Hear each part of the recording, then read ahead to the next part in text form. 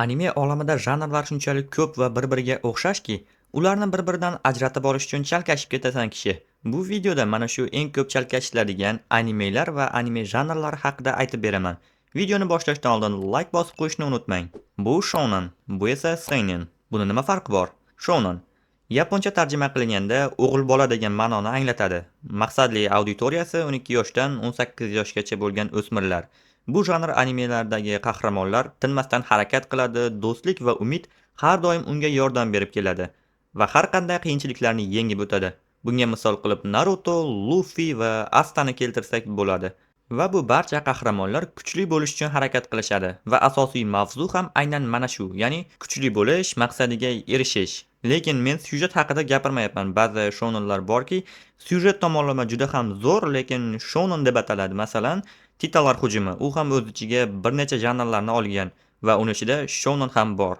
Shonenda bosh qahramon o'lim yoqasida turganda, u hayot haqida chuqur o'ylab, "Ha, bo'ldi, o'lyapman ekan" deb tarki dunyo qilmaydi. U shunchaki flashbackda do'stlarini kulib o'tirganini eslaydi-da, birdan ana shu narsadan o'zidan kuch olib, motivatsiya olib, dushmanni bir zarba bilan kulini ko'kka sovuradi. Muammo hal.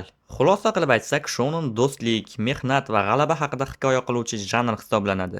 Seinen yosh yigit, voyaga yetgan erkak degan ma'noni beradi. Auditoriyasi 18 yoshdan 30, hattoki 40 yoshgacha bo'lgan kattalar. Bosh qahramon mukammal bo'lmagan, ruhiy jarohatlari bor, hayotdan kaltak yegan va ko'pincha anti-geroy personajlar bo'lib, ular dunyoni qutqarish uchun emas, shunchaki omon qolish yoki qasos uchun kurashadi. Misol uchun Guts, Thorfinn yoki Kaneki kabi qahramonlar. Bu yerda mutlaq yaxshi odam yoki mutlaq dushman degan narsa yo'q.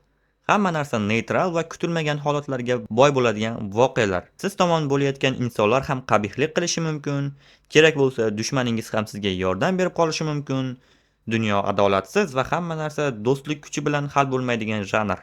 Ruhiy tushkunlik, falsafa hamda jamiyatning qorong'u tomonlari asosiy planga chiqib ketadi. Berserkni eslang, Tokyo Ghoul animesini eslang yoki Vinland Saga kabi animelarni eslang. Ulardagi bosh qahramonlar bilan ham xuddi shunaqa voqealar sodir bo'lgan va umuman seinen mana shu narsalarni o'z ichiga oladi. Mana bu fantastika. Bu esa qora fantastika. Buni nima farqi bor? Fantastika asosan u yerda siz ko'rishni orzu qiladigan sehrli dunyo ko'rsatiladi. Qandaydir qo'rqinchli voqealar yoki psixologik o'yinlar bo'lmaydi. Ha, u yerda ham yovuzlar bor, lekin asosiy dunyoni o'zida chiroyli va jozibali va tomoshabinga aynan mana shu qiziq.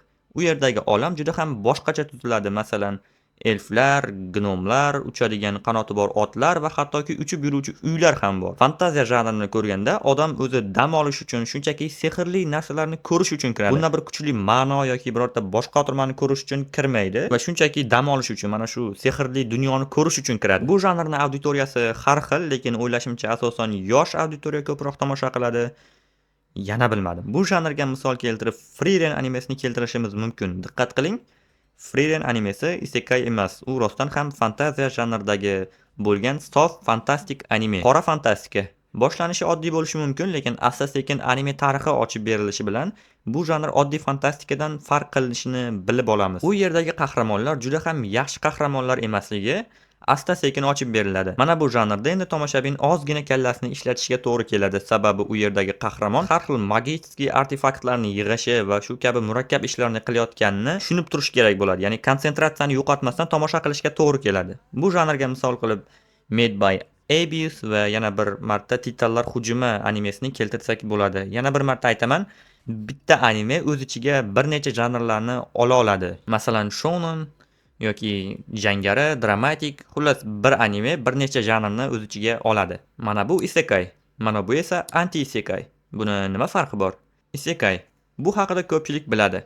Isekai bu boshqa olamga tushib qolish haqidagi animelar janri hisoblanadi. Lekin oxirgi yillarda barcha isekai animelar bitta qolipda chiqayotganga o'xshab tuyulmoqda. Bosh qahramon har doimgidek o'z olamida kuchsiz va qandaydir jamiyatdan qo'rqadigan, hech narsaga erishmagan bola qilib ko'rsatiladi. Lekin u o'zga olamga tushib qolishi bilan kuchli sehrgar bo'lib ketadi. Ularni o'zga olamga tushib qolishi ham zo'r. Bitta yuk mashinasi yaxshilab urib ketadi va tamom qarabsizki qahramon boshqa olamda. Lekin nima bo'lsa ham tomoshabinlar tomonidan bu janrdagi animelar juda ham yaxshi tarzda kutib olinadi. Bunga misol qilib omadsizning qayta tug'ilishi, Re:Zero va o'yinsiz hayot emas, ya'ni No Game No Life ni keltirsak bo'ladi. Anti-isekai. Yuqorida aytdim, bosh qahramon hozirgi olamdan boshqa olamga tushib qoladi deb.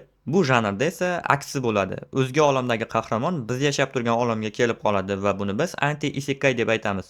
Bunga misol qilib esa Yaponiyaga xush kelibsiz elf xonim, The Great Jay Will Not Be Defeated kabi animelarni keltirsak bo'ladi. Mana bu Rem, mana bu esa Ram. Buni nima farqi bor? Javoblaringizni kommentariyada yozib qoldiring.